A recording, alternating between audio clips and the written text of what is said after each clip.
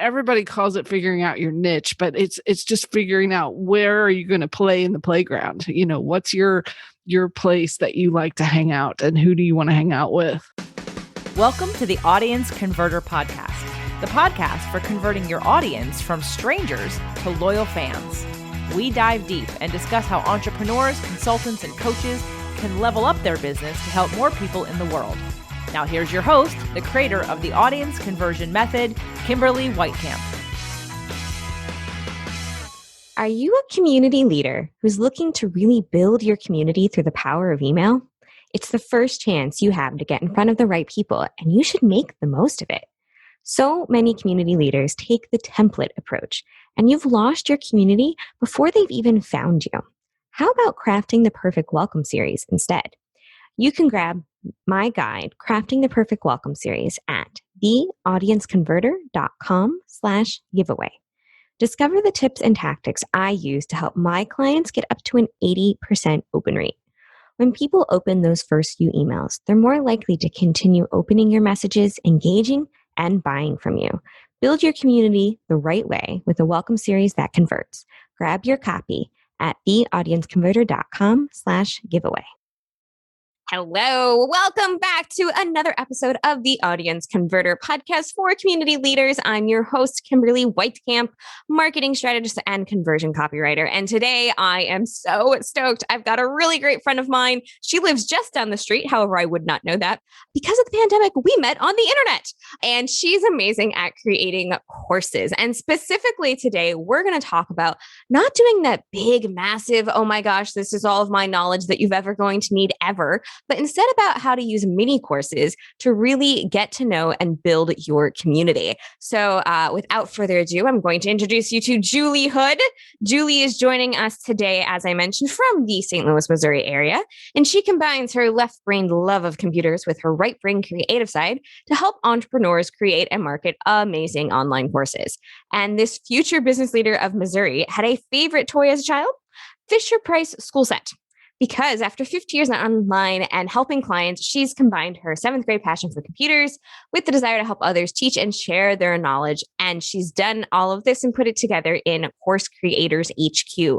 Her goal is to help people turn their knowledge into a source in which they can build their communities and, of course, share their knowledge and help and impact other people. So, Julie, so excited to have you here and welcome. Oh, thanks so much for having me, Kim. We always have such a good time talking, so I can't wait. We do. We always have a really great time chatting about pretty much anything and everything. Julie understands productivity. She understands course creation. She understands online marketing. But of course, as we mentioned, her super favorite spot is courses. But before we get into that, Julie, you've got a great background in journey into getting into this kind of area because you've been at it for a little bit longer than, the last 5 seconds in which yet another change happened to an algorithm that everyone was relying on. So tell me a little bit about your journey and how you got started doing this for your clients.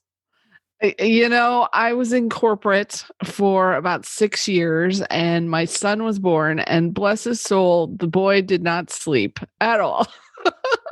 He was 18 months old before I got 5 hours in a row, and it was craziness. So I was so exhausted. I was like, okay, I need a break. So I quit working for a while. And then this was all right about the time the internet was sort of taking off. So I'm going to date myself here. I've been around a long time. And I started doing an ebook online. That was my first project and loved it so much. Things have grown and grown and grown since then. We took some time to just help people with general internet marketing. I did that for several years and love working with my clients, but I found that it was a little tricky to try to get a lot of traction because one day I'd get a restaurant that needed help selling their pizzas. And then the next day I'd have a corporate client, and then I'd have an author, and it was just kind of all over the place. And so I started focusing in 2017 on just course creators. So those experts, those authors, coaches, consultants, all the people that need to get their knowledge out and they want to make money from it and build their audiences and like share what they know with the world. And it's been so much fun. I've met some amazing people including you, Kim, and all of our good friends from some of the joint venture things that we've been doing together. And so I just love working with all of these experts to help them what it is they want to share, how they want to share it, and get their message out to the world. So it's been a really exciting couple of years as all this has been taking off and helping people jump into, okay, I need to do an online course. Where do I start? That's such a fun little storyline. And I did not know the part about 18 months of no sleep. That just sounds like some kind of blast that I could pass on. But yes. I find it so interesting because you mentioned that you started with ebooks, right? That's what everyone was kind of like, oh, you're going to, build your, I remember people talking about, you could sell your ebooks online and you're going to make bank with that. And then of course you remember that like ebooks sell for $2.99 or something. And unless you're like selling 50 million copies of other people's stuff, you're not making bank with that. And exactly. There's just so many different paths that you kind of walked on because you were just being guided by what other people needed, right? Somebody needed this. Okay, I'm going to move in this direction. All right, this is where things are moving. And I really like what you said earlier about, at first it was hard to gain traction because I find that is one of the areas so many people need to focus on, but they don't. And that is really defining who is it that you're going to help? Who is it that you're best fit to get help from you? And it's hard. It is. Because when you first get online, you don't really know who it is. Like, how do you know whether you like them or don't like working with them until you try it out a few times? And that's kind of what I had to do. Absolutely. It's true that you don't necessarily know 100%, but most of us can, if we even took like 10 minutes, we could figure out like who is not the exact right fit for us, right? That's true. Yes. I mean, one of the phrases you said was, what was it? Pizza shop looking to sell more pizzas and then a corporate client. And I was like, I know which one I don't want to work with. Oh yeah, that's both of them. Well, right. And knowing that makes it so much easier because you can speak to the language of, are we going to talk about selling pizzas? Are we going to talk about selling courses? And when you can talk to that specific wording. So, when I'm doing all my marketing, it's always talking about selling courses and selling online and talking to students and connecting with students. And so my messaging resonates so much more with my audience than if I was just talking general, let's get customers, that doesn't resonate. And they're like, well, why should I work with you over someone else? So usually it's, well, you should work with me because I focus just on the courses part of things. So I think if your listeners can do the same sort of thing, figuring out, and everybody calls it figuring out your niche, but it's just figuring out where are you going to play in the playground? What's your place that you like to hang out and who do you want to hang out with? I love that analogy. I'm stealing that. Good. Because yes. on a playground, right, there's so many different things you can be doing. So if you've got like your corner, you still might be playing on 4 or 5 different things, but you're still got the right people around you who all enjoy those 4 or 5 different things. But you know that like the stuff on the clear other side, like basketball, not your thing, right? Yes. Although I'm 5'10", so technically basketball was supposed to be my court, but Yeah, no, I jammed a finger, I broke my glasses, I got body slammed, all while playing basketball in PE. So it is certainly not my favorite thing to be doing. Give me a jump rope, hopscotch, and crawling on the monkey bars upside down any day of the week. There you go. Yes. Oh my goodness. I feel like I'm 10 again. Well, that's probably the last time I was on a playground. Well, no, not exactly, but still. All right. So, that is true though. Why you need to find your playground, because it has to be something fun, right? That's what we were talking about. What is it that's fun for you? What is it? Who do you want to hang out with? That's how you phrase it as well. So when we're talking about creating our online marketing, before we even focus in on using a course as part of that, we're really talking about making sure you've got the right people, the ones you really want to talk with, because at the end of the day, it's your business. It's where you're going to be spending a lot of your time. And if you're hanging out with people that you don't like to be hanging out with, well, then why are you doing it? Right. Well, we don't want to create another boss. Like let's run our business the way we want to do it. So I'm so glad you're helping everybody head that direction. That'll make life so much easier. Fantastic. All right. So you are here to talk courses because that is your jam. And, I'd love to know just what do you find are like those top mistakes, right? What do you find are those really big stumbling blocks for a lot of people that aren't actually as big as they think they are? Right. So the first one is they want to put everything they know into their very first course because they want it to have lots and lots of value and they want to have a high price on it. And I will tell you, it is so much easier to just kind of throw up everything you know and try to make it into a course. It's easier for you. It's terrible for your students. So, one of the things I really try to get my students to do is I want you to narrow it down. Let's pick one solution, one result, one transformation on your customer's path that you're going to help them with in this specific course. And the best part of that is all those other things that you know and you can help them with, that becomes the next course and the next course and the next course. And you'll probably end up making more money in the long term from your courses when you can have these additional pieces coming down the line as they need them. And the other thing that's related to this is when you keep it condensed and not everything you know, you can get it finished so much quicker. I'm very big on, I don't want this to take you 6 months. That first ebook I told you about took me a year to get that thing done. and, Oh and, my. and it's sold for $14.95. I mean, come on, that's not how I want this to go for you guys. That's one of the lessons that I learned that I make sure now. I like to have my students spend we have a program so they can do 24 hours, an hour a day for 24 days. They can jump in, get their course done. And it's not a signature everything you know kind of course. It's one of those, let's get this done. Let's get this out there. Let's get it making us some money. Let's get it helping people. And then we'll add to it, or we'll expand it, or we'll change it, or we'll have part 2 that they sign up for next. So that's kind of my approach rather than jumping into the deep end of the pool with everything you know. And that's the first mistake I see people making. And, to talk about that just a little bit here, I find not only is that a mistake a lot of people make, but that's kind of a mistake people make when creating marketing in general, right? Like they're like, oh, I have to put everything out there, absolutely positively everything. There's no rhyme or reason to it. There's no real clear strategy for moving from one thing to the next. And you're finding yourself talking to people who don't know what you're talking about, right? Because if you are having to put out a message where, you're talking to people who know what keto is, who don't know what keto is, who want to lose weight, who just want to get healthy, and who are looking for the top 5 foods to avoid if you're going to go keto light or something, right? Like those are all right.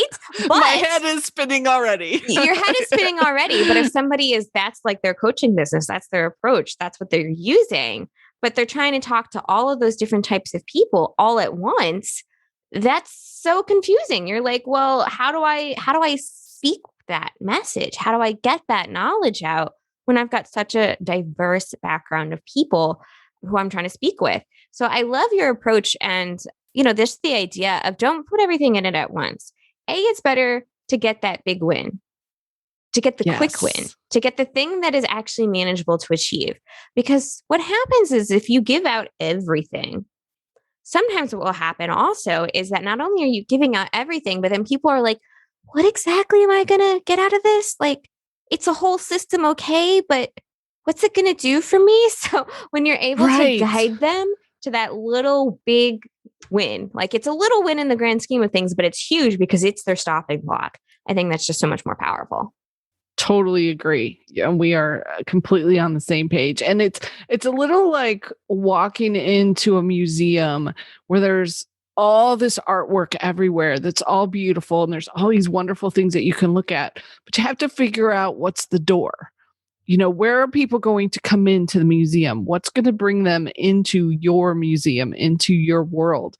And figuring out that first thing that really grabs their attention, that's the second piece of the mistake that I see people making is you have to try some things to figure that out. You may have to try. I think I heard Russell Brunson say once, he's the big funnels guy.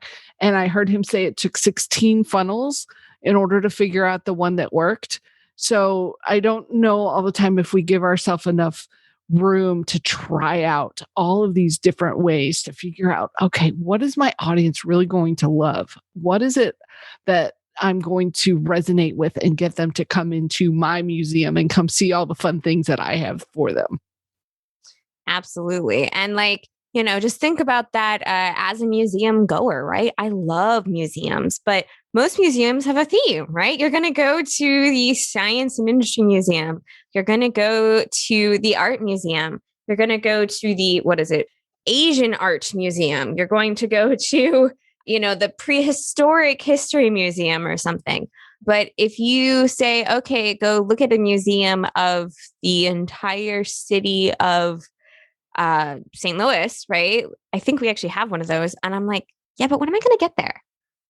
It's just so broad. You never really know exactly what that's going to be. And hint, it's actually you're going to get a bunch of traveling exhibits is what's going to happen because they never know what to keep there. But, it's true, right? Like, what is it that resonates with people? Why are people wanting to seek you out now? Yes. So that's the second mistake. And then the third one, you'll love this one. It's that whole conversion piece of it. It's having people really think about, how am I going to attract the right audience, which we talked about already, but then how am I going to actually convert them into a student, convert them over to work with me, to jump into my coaching plus my course, that whole process that you can talk to way better than I can is one of the pieces that I think is tough for people to wrap their head around and to really understand.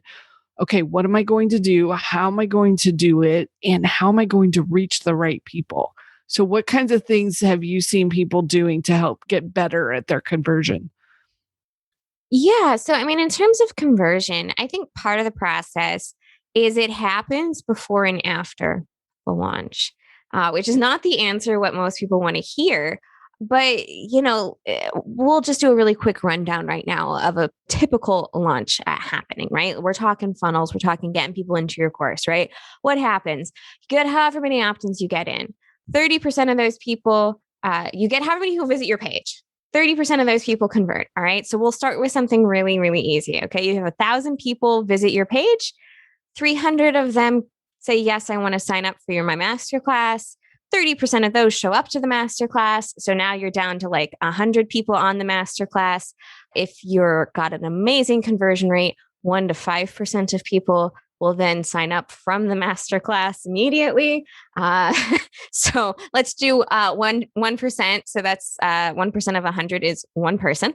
And the others, then you need to talk to in between. So maybe you can get a final of 10% conversion. So 10 people out of 1,000 people who visited you. Wow. But what happens is people forget that they now have those other 500 people in their world, but they don't do anything for it. So one of the best ways for you to improve conversion is to have a debrief of some kind, is to have a specific touch point for people who are not for me right now, but then move them into something that might be for them right then. Move them into something that is an easy yes for them. Is that a community? That's always a great next step, right? They didn't join your program this time, but why not invite them to be a more engaged person in your community so that the next time you open the doors, they know the value of what you're going to bring to them. I love that. One of the best ways to improve your conversions for getting people into your courses is to have a follow-up system planned and in place to keep the conversation going. So obviously a lot of what needs to happen is it's a numbers game, right? And part of that numbers game is, are you talking to the right people? So your numbers can generally be higher if you've got more targeted messaging than random cold traffic, right? That's where JV partners come in. That's where giving specific trainings to specific groups of people can come in so that you can then get them, they know a little bit about you before randomly clicking on a link to sign up for your thing. But honestly, the best way for you to have a better launch is to invest in between the launches. It's to invest and build that relationship after that first one so that your second one, you have 50% of people who know who you are. They know what you're doing. They've got a taste of what it's like. And now they're ready to take that next step. But so many of us were like, all right, yeah, launch done. Okay. Moving on. Next. I guess I should email them. Oh, it's been 3 weeks. What am I going to email them? I'll pick something. Okay, all right, time to email them. What am I writing today? Oh gosh, I don't know. I'm going to write something though, right? So, that is one of the best ways to improve your conversions is to have a plan in place and a strategy in place after your launch so that the next time you run it, you've got more people who are more engaged and more ready for you. Online, it's they're saying now it used to be 8 to 12 touch points to get someone ready to buy. Now it's like 15 to 30. Oh my gosh. Now it's 15 I'm exhausted kind of thinking about that. Right? And now it's 15 to 30, but the conversion rates, the averages haven't really changed much, right? Like a winning, conversion for somebody from a masterclass, 10% is amazing. 10% is unheard of. 30% is unheard of. But even if you do get that 30, right? Go back to our example, to get 30 people to say yes, you actually needed to get 1,000 people to even view your page. Yeah. It's a huge gap, but you still have those, half of those people you do have a connection point with. You just need to make sure to build that connection. I'm so glad I'm so glad you mentioned that because that's the piece that sort of falls through the cracks. And then I have one more mistake that I want to throw out if you don't mind. It's kind of an important one. Important. Yes, absolutely. Please do share, Julie. So I will come across people who are like, I have done all these Facebook Lives and I know I can just throw those up and turn them into a course. And I want to just kind of cringe internally and say, absolutely not.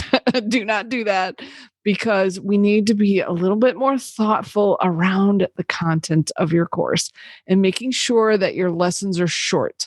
So if your listeners get nothing else from this is the one thing I want them to take is if you can keep your videos and your audios that you're sharing with your students under 10 minutes, you'll have a much, much higher completion rate from your students because they get that little endorphin hit every time they click the complete and watch a video. Because I know we've all sat down to a course and the very first thing you get is a 90-minute introduction video. Oy. And I know, and I just kind of like, I don't have time to do this. And so then I start trying to figure out, okay, how can I cheat and still get the good stuff out of this class?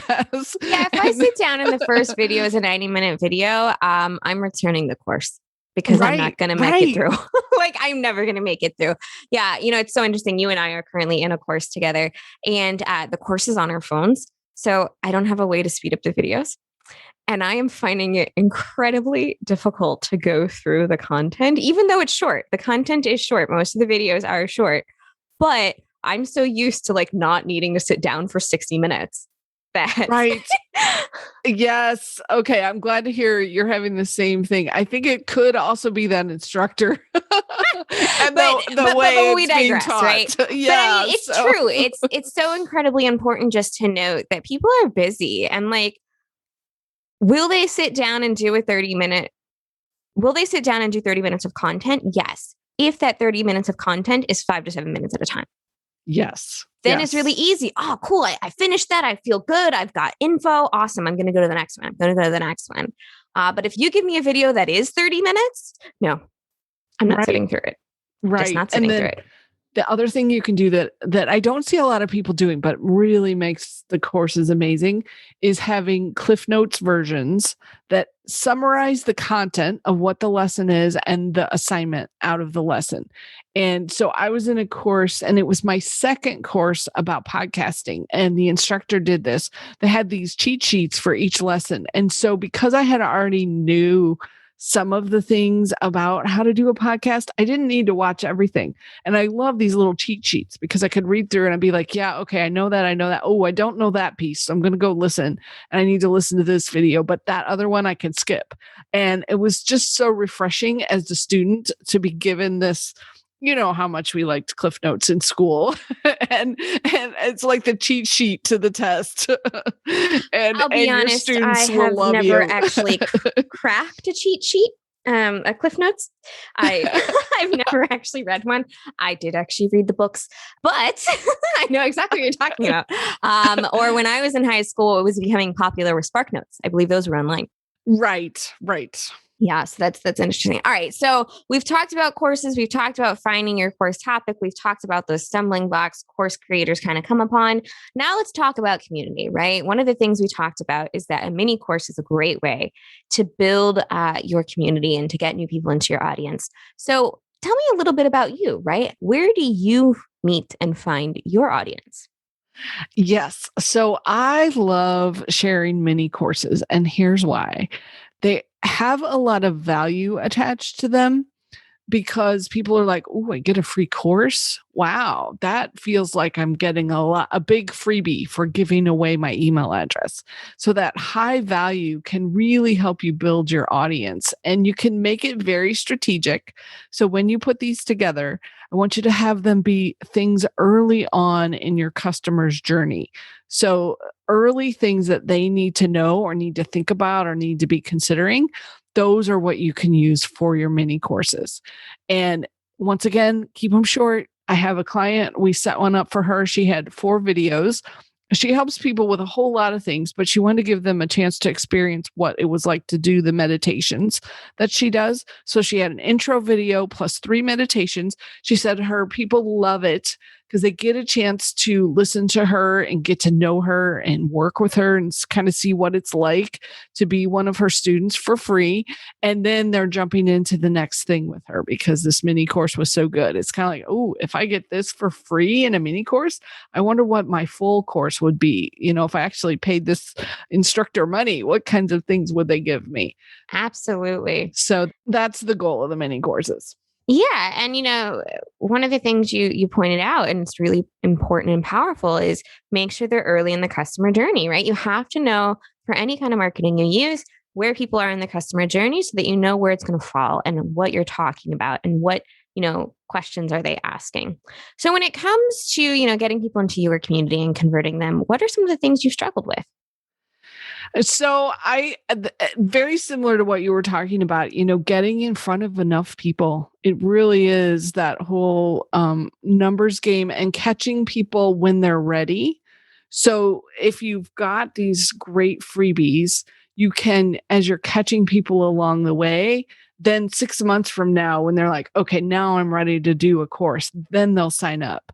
But you have to have that way to actually get in front of them and get caught, to catch them and pull them in and give them a chance to get to know you. So that's been one of the challenges, I think, is getting in front of enough people. So last year, I actually started a podcast, and it's been fantastic way to get introduced to new audiences, to get in front of new people. I got some speaking engagements out of it. So those are just one of the things that's really been a great way to get in front of more people. The other thing that I was doing, and we briefly hit on, is doing joint ventures with other people who are also talking to my audience. So they're not telling people how to do courses, but they're teaching them other things like how to convert, like you. And so thinking about who else can I work with and who else is reaching my audience so that then we can work together and I can promote them and they can promote me. And that helps me get in front of more people too. So that's been the biggest challenge, I would say, the past year or two, is just figuring out, how do I get in front of the people who are ready to hear from me? It's always a big challenge. And I think that something to consider for a lot of people is it's a numbers game, but it's not the kind of numbers game you think it is. It's not about raw numbers. It's about the right amount of people and the right numbers. And that takes some doing, that takes some research, that takes some getting to know your audience. I always find it funny when I tell people, hey, ask them a question on a survey when they first sign up, or invite them to, get on a quick chat with you, and people are like, but I don't want to get on a phone call with somebody. I'm like, it's so much more powerful. It's very funny. Hang up, I think, because a lot of us are here. We want to build communities. We want to build that relationship. And then like, we're reluctant to ask people to get on the phone with us. And it's like, well, it's for their benefit. You want to make sure that what you're putting out there is what they're looking to learn more about. So Julie, I'm going to say thank you so much for coming on, for sharing your wisdom with us and all these great and wonderful ideas about course creation and how it can be used in the marketing process. What would you say is that first step somebody should take? What is that first thing? Okay, you know what? I'm sold. I think I need a mini course, but I got no idea where to start. What should they do first? So it's starting with figuring out what topic you could start with. It really is spending some time thinking about your audience and what is it that they need the most at the beginning from me.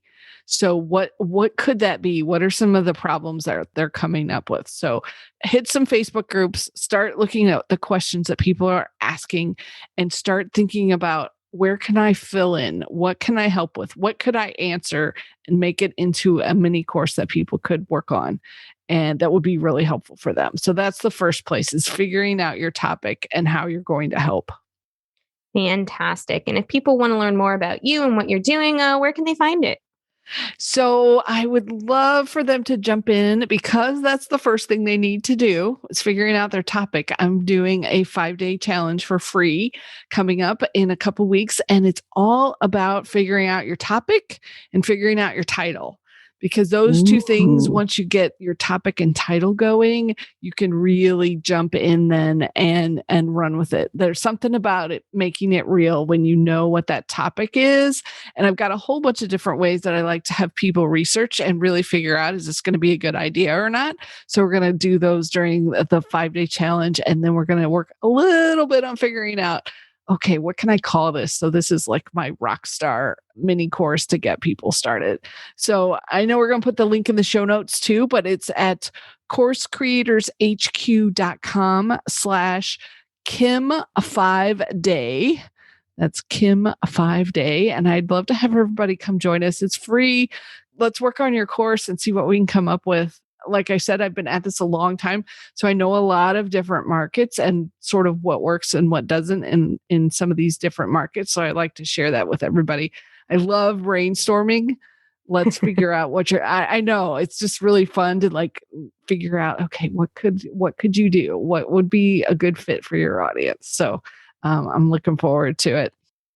Absolutely. And, everyone, do be sure to go check out coursecreatorshq.com/Kim5day. That's a great opportunity, right? So many of us, we just don't know where to get started. It's a struggle. It's hard to wrap our heads around exactly how to do this process. So Julie's going to guide you through it over the course of 5 days. You're going to know what your topic is and the name of it. So go ahead and be sure to check that out. Again, Julie, thank you so much for being here, for coming on, for having a great chat, for sharing all of your wisdom, and so excited for your upcoming challenge. Oh, thanks so much, Kim. I appreciate you having me. And thanks to your listeners for being here. Appreciate it. Thanks, everyone, for listening to this episode of the Audience Converter podcast for community leaders. We dived into creating mini courses to better connect with and build your audiences. Until next time, keep calm and get your course idea sold and solid. Thanks for listening to the Audience Converter podcast. For more information and important links about today's show, or for access to our website, visit theaudienceconverter.com. Take a moment to rate and review on Apple Podcasts or wherever you get your podcasts.